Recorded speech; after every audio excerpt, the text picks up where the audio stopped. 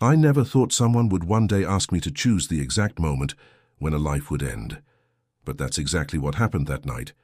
Her name was Elisa, 42 years old, a teacher, mother of a 9-year-old boy, terminal cancer. There was no more treatment left, only pain, a pain that not even morphine could silence anymore. When I walked into her room, she looked at me with a serenity that unsettled me. "Doctor, I know you can't—" She paused briefly. "But if you could, would you let me go?" The question hung in the air. Outside, the sound of monitors and nurses' conversations felt like they belonged to another world. I, a doctor used to fighting death, didn't know what to say to someone who just wanted to rest from it. For days, she repeated the same request in a low voice, almost whispering between waves of pain. "I just want to sleep without waking up afraid." Her son came every day. He brought drawings, stories from school. She smiled at him, but her eyes were already saying sorry. As if they were whispering, "I'm sorry, my son, but Mommy can't take it anymore." In her last week, her condition worsened. She began to drift into delirium from the pain.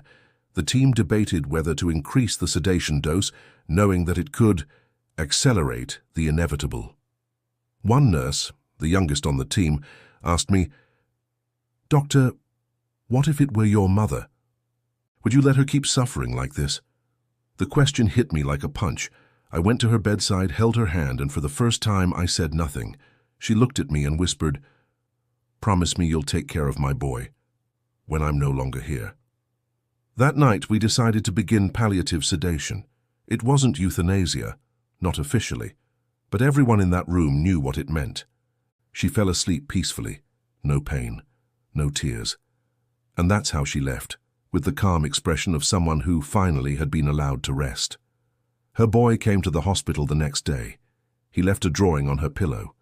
It was him holding his mother's hand with a huge sun in the background. He wrote underneath, "Now you can sleep, Mommy." I kept that piece of paper for years, and to this day I still wonder if I did the right thing.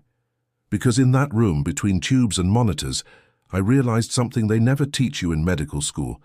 Sometimes the line between saving and freeing someone is thinner than the sound of a final breath. And you, if you were in my place, would you have let her rest?